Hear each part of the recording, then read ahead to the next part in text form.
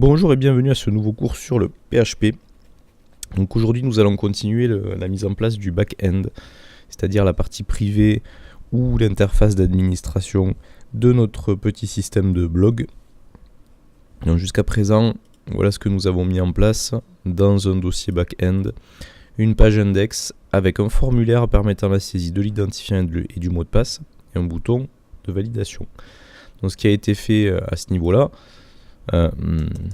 c'est du code donc en PHP qui a pour objectif, une fois que les éléments du formulaire sont soumis, une sélection des utilisateurs de la base de données est faite et une comparaison qui est faite entre justement les utilisateurs stockés dans la base et les identifiants et mots de passe qui ont été tapés dans le formulaire. Et si ça match, à ce moment-là, on redirige l'utilisateur, enfin on est censé rediriger l'utilisateur vers une page à partir de laquelle il pourra faire des manipulations sur le blog. Autrement, on renvoie comme ici une erreur d'identification. Donc ce qu'il faudrait, donc c'est compléter effectivement maintenant ce petit système. Donc on a la partie formulaire et vérification de ce qui a été tapé pour donner l'accès ou pas. Il faudrait maintenant pouvoir, au moment où la validation est faite, où l'accès est garanti et OK, afficher une sorte de petit menu qui nous permette donc de rajouter des messages ou alors de les lister avec la possibilité de les modifier ou de les supprimer. Et un message général qui souhaiterait la bienvenue à l'utilisateur. On va tenter de mettre ça en place maintenant. Alors, je vais réouvrir Brackets. Et dans Brackets, dans le dossier backend, rappelez-vous, nous avons le fichier index.php. Et effectivement, on avait ce code PHP là. Je vous rappelle, ouverture de la balise PHP, fermeture de la balise PHP. En gros, on avait une condition, un if, qui testait quelque chose. Là, c'était si ce qui a été tapé dans le formulaire au niveau du champ identifiant et du champ mot de passe est défini. La fonction isSet permet de tester si une variable est définie. À ce moment-là, qu'est-ce qu'on fait? On récupère dans des variables ce qui a été tapé dans le formulaire. Il faut toujours passer par des variables. Et ensuite, on lance une connexion auprès de la base de données. On va sélectionner notre base BDDblog et on en lance auprès de cette base une requête qui va chercher tous les identifiants auteurs et mots de passe d'auteur de la table auteur. En plus de ça, on avait créé une variable identifiée qu'on avait mis à 0 pour dire à la base on n'est pas identifié.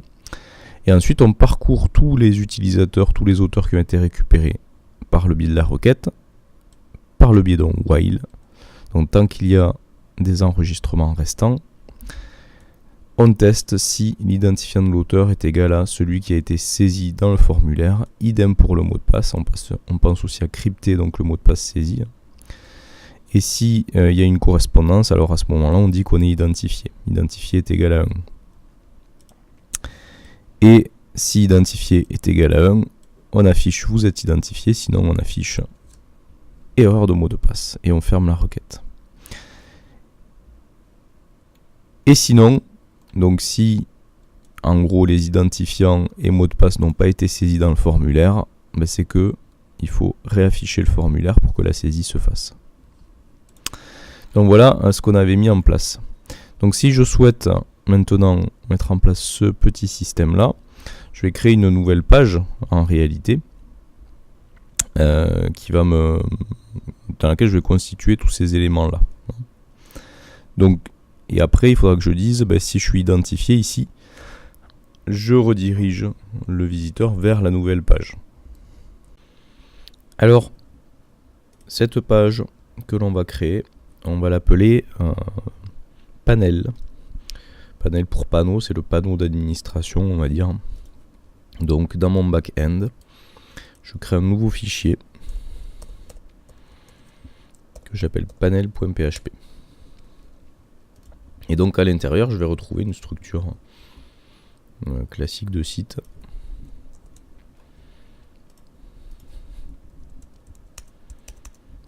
Hop.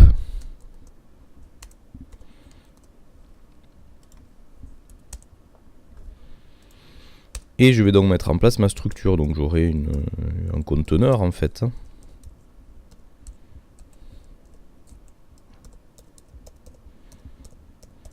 À l'intérieur de ce conteneur, j'aurai un nav. Le fameux menu qui me permettrait donc soit de créer, soit de lister, avec la possibilité, une fois qu'on a listé les éléments, de les modifier ou de les supprimer. Donc les postes. Donc ajouter un poste.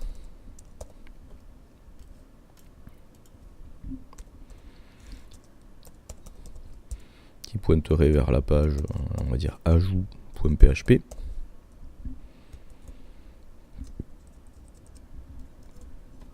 Voilà. Et ensuite,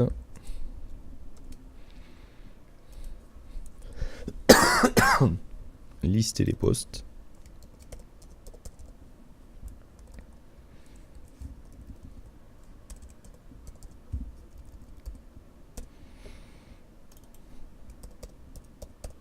Liste.php. Et on aura ensuite le contenu. Ça pourrait être une section peut-être. Avec le message.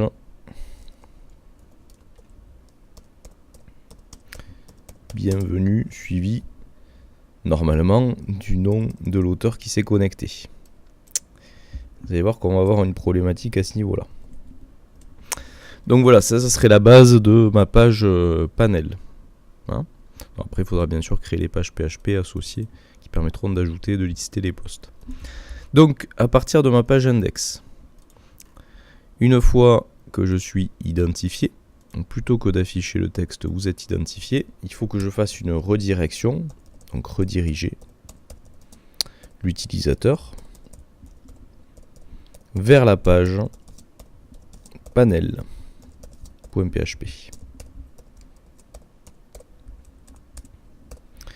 Donc c'est-à-dire qu'on va plus faire le echo, on va faire cette redirection. Alors en PHP, pour rediriger, c'est-à-dire envoyer vers une nouvelle page, on utilise la fonction header, suivi entre parenthèses et entre guillemets du terme location, c'est-à-dire où on redirige, deux points et le nom de la page à afficher, panel.php. Donc ça, c'est ce qui permet de faire une redirection vers la page panel.php. Et pensez au point virgule pour clore la ligne de code. Sinon, on peut laisser afficher erreur d'identifiant et de mot de passe. Alors déjà, on va juste voir si cette redirection elle marche. Donc Juju et mon mot de passe. Effectivement, il m'affiche bien la page panel.php. Donc la redirection, le header fonctionne. Maintenant, on a quand même une petite problématique, c'est déjà comment renvoyer ici le nom d'utilisateur. Sachant que ce qu'on a nous créé, c'est identifiant saisi. Mais identifiant saisi, est-ce qu'on peut le récupérer dans la page d'après? On peut essayer, hein. On met ici. Alors attention, il faut utiliser du code PHP hein, si on veut renvoyer la valeur de l'identifiant saisi de la variable. On ne peut pas le mettre directement en HTML, d'où l'ouverture du PHP et la fermeture derrière, pour que je puisse faire un écho justement de la variable identifiant saisi, qui, je vous le rappelle, est censé être ce qu'on avait tapé dans le formulaire et récupéré par le biais du $post identifiant. Et là,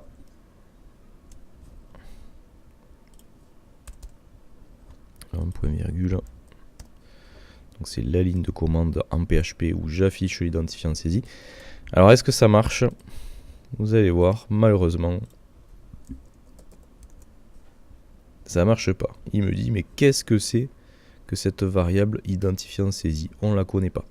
Et oui, parce que les variables que vous créez en PHP, elles ne sont effectives valables que pour la page en cours. C'est-à-dire que si on change de page, les variables ne sont pas récupérées. Ou alors il faudrait activer ce qu'on appelle les variables globales sur le serveur PHP, mais c'est pas quelque chose qui est fait, c'est plutôt dangereux. Donc ce qu'il faudrait faire, c'est avant de passer à header location, c'est utiliser un système qui permette de stocker et conserver tout au long de la durée de la navigation sur le site les variables qu'on a pu définir et dont on va surtout avoir besoin de réutiliser. Pour ça, on a plusieurs solutions, mais la première, c'est ce qu'on appelle créer des variables dites de session, c'est-à-dire des variables qui vont pouvoir se propager et être utilisées tout au long de la session de navigation sur le site. Et là, en l'occurrence, c'est ce qu'il faut faire. Déjà, il en faudrait une pour maintenir le fait qu'on est bien identifié. Comme ça, sur chaque page, et notamment le panel, je testerai si on est bien identifié. Et j'afficherai à ce moment-là les liens vers les pages d'ajout et de listage de postes. Parce que si on n'est pas identifié, à ce moment-là, il ne faut pas afficher ce contenu. Et de la même manière, je pourrais stocker l'identifiant de manière à faire des affichages du nom de l'auteur, enfin de l'identifiant de l'auteur dans les pages. Alors comment on crée ces variables de session? Il faut procéder en plusieurs temps. La première étape, c'est en amont de votre page, mais tout à fait en amont, c'est-à-dire la première ligne. C'est ouvrir les balises PHP. Alors attention, c'est point d'interrogation, PHP. Et là on ferme la balise PHP pour créer la session. Alors pour créer la session, on va utiliser la fonction qui s'appelle session start. Session underscore start. Ouvrez, fermez la parenthèse, point virgule. C'est une fonction, donc on a toujours les parenthèses qui permettent, je vous le rappelle, je ne sais pas si on avait abordé le sujet, de passer potentiellement des paramètres à la fonction. Donc ça pardon, ça permet de créer la session. Il faut toujours le mettre en amont de la page. Il faudra sur chaque page PHP qui utilise donc les variables de session, toujours démarrer la session de cette manière-là. Donc d'ores et déjà, je peux copier ça et me dire sur le panneau d'administration, je l'aurai également. Voilà. Ensuite, donc ici, avant de rediriger donc vers le panel, je vais créer les variables de session qui vont stocker donc la valeur de l'identification, est-ce qu'on est identifié ou pas. Alors ça se note un peu comme pour les get et les posts, quand on récupère des variables, des valeurs provenant d'un formulaire. $_session, entre crochets, entre guillemets, le nom que l'on donne à la variable de session. Là, si c'est pour stocker le fait qu'on est identifié ou pas, je vais l'appeler identifié. Et cette variable de session sera égale à la valeur de notre champ identifié. Donc du coup, de quelque chose qui n'était utilisable que dans la page en cours, la variable identifiée, j'en fais une variable de session qui pourrait être utilisée sur les autres pages PHP du back-end. De la même manière, je vais stocker l'identifiant de l'auteur. C'était identifiant saisi.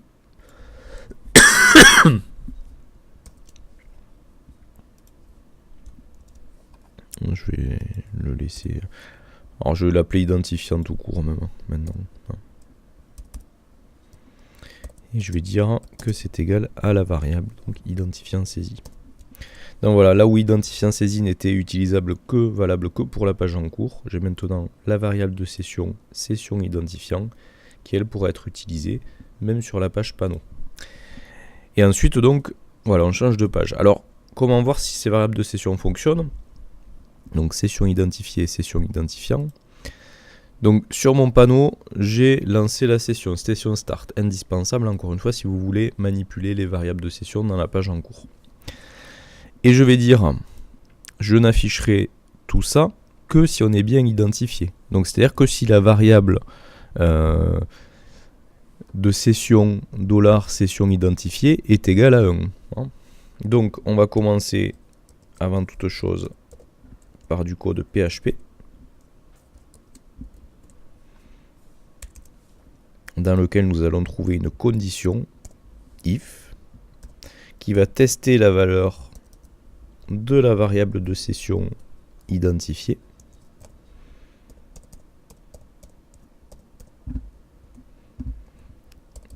Et si elle est égale à 1, alors on ouvre la collade. Qu'est-ce qu'on fait? On affiche ça. Vous voyez que j'ai pas fait un écho ici de toutes ces boîtes là. Pourquoi? Parce que là j'ai fermé la balise PHP, ce qui fait que tout ce qui suit ici s'écrira si la variable de session identifiée est égale à 1. Donc j'ai la collade ouvrante, donc tout ça va s'écrire. Et ensuite il faut que je pense à réouvrir la balise PHP pour fermer la collade du if, celle-là. Donc si on est identifié, on affiche ça. Sinon, donc else, on affiche echo. Vous n'êtes pas identifié, ou vous n'êtes plus identifié, parce qu'il peut y avoir des timeouts.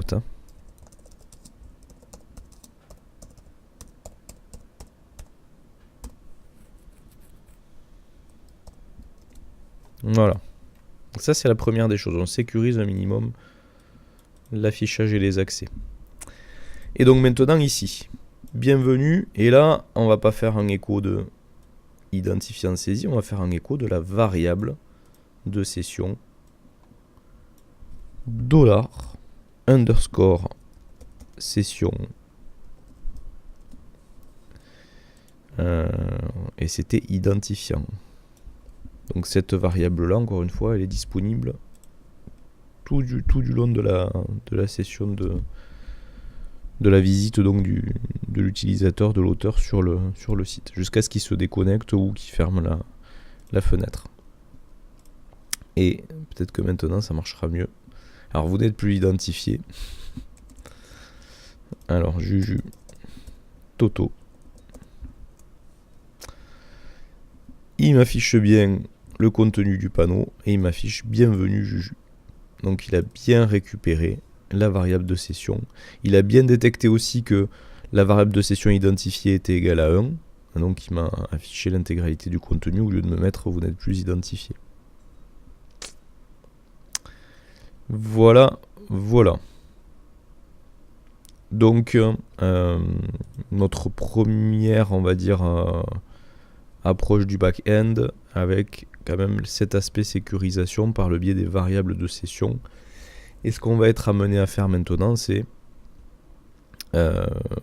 donc gérer les ajouts de postes et lister les postes de manière à pouvoir les modifier, les supprimer. Alors avant ça, peut-être je vais mettre un petit bouton se déconnecter.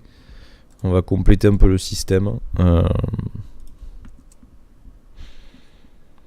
Donc je vais faire un lien.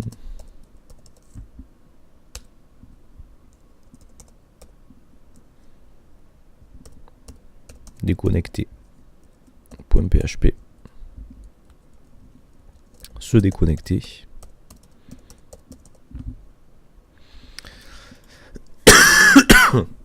Et donc je vais devoir créer la page déconnectée qui va avoir pour objectif de terminer la session, ce qu'on avait appelé start session, et de rediriger vers la page d'index du back-end. Donc dans le back-end, je crée un nouveau fichier déconnecté .php, puisque c'est la page qu'on appelle, je vous le rappelle, quand on clique sur ce bouton-là, sur ce lien-là. Et donc on va dire, hop, PHP, on est sur du PHP. Première étape, on termine la session, on la détruit, on appelle ça. Et ensuite, on redirige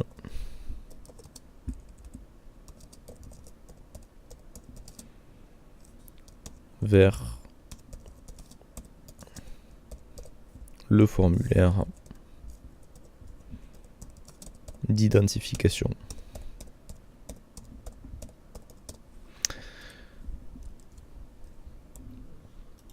Alors, terminer la session. Pour cela, on utilise la fonction session destroy. Ouvrez, fermez la parenthèse, point virgule. Donc ça détruit la session et les variables de session qui ont été créées. Et ensuite, rediriger vers la page d'index, d'identification. On connaît déjà, c'est la fonction header, entre parenthèses, entre guillemets, location, 2 points, et la page affichée, index.php. On pense à mettre le point virgule. C'est tout ce qu'on a à mettre pour la page se déconnecter. Donc on va tester. Je reviens, hop, en amont. Donc erreur, hop, donc Juju, Toto. On est connecté. Si on se déconnecte, normalement, on retombe, vous voyez, sur l'identification. Qui plus est, si on va directement sur panel en essayant de feinter.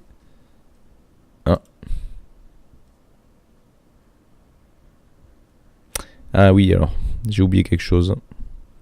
Avant de détruire la session, il faut la démarrer. Comme je vous disais, sur chacune des pages qui utilisent les variables de session, il faut qu'on mette absolument en amont le session start. Donc bien sûr, il faut aussi le mettre pour la page de déconnexion si vous voulez que ça marche. Donc Juju, Toto. Voilà, se déconnecter. Donc si on feinte qu'on va sur le panel, voilà, vous êtes plus identifié. Alors vous n'êtes plus identifié, pardon. Alors il met, vous avez vu un message d'erreur ici sur la ligne 18 du panneau, on l'avait eu tout à l'heure aussi. Alors on va essayer de vérifier pourquoi. Page 18, la ligne 18 du panneau.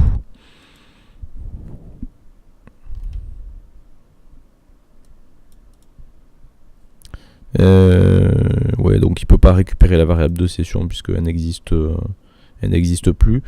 Alors je mettrai plutôt if si donc la variable de session est terminée, enfin pas est terminée, définie, pardon. If isSet, la fonction isSet de session identifiée, plutôt que de tester si elle est égale à 1, on vérifie juste si elle existe. Si elle existe, c'est qu'elle est forcément égale à 1, puisqu'on ne la crée que quand on est connecté. Et au moins, j'aurai pas ce message d'erreur là, en fait. Voilà, vous n'êtes plus identifié. Donc vous n'êtes plus. Hop. Pour être un peu plus correct. Voilà, donc là on a un système qui est autonome. Donc erreur. Si je mets un mauvais mot de passe, il me met erreur aussi. Si je mets le bon mot de passe, ça match. Donc il m'affiche la page panel en créant les variables de session. Donc bienvenue Juju, variable de session de l'identifiant de l'auteur. Et je peux me déconnecter pour terminer tout ça. Effectivement, quand je suis déconnecté, je peux tenter de passer en haut par le panneau d'administration. Il détecte que je ne suis plus identifié, puisque la page déconnexion.php a détruit la session et les variables de session. Donc voilà pour ce petit système de vérification d'identification. Donc ce qu'on va suite à ça mettre en place, c'est la page d'ajout qui permet donc de rajouter des messages à notre blog. A très bientôt pour un nouveau cours sur le PHP.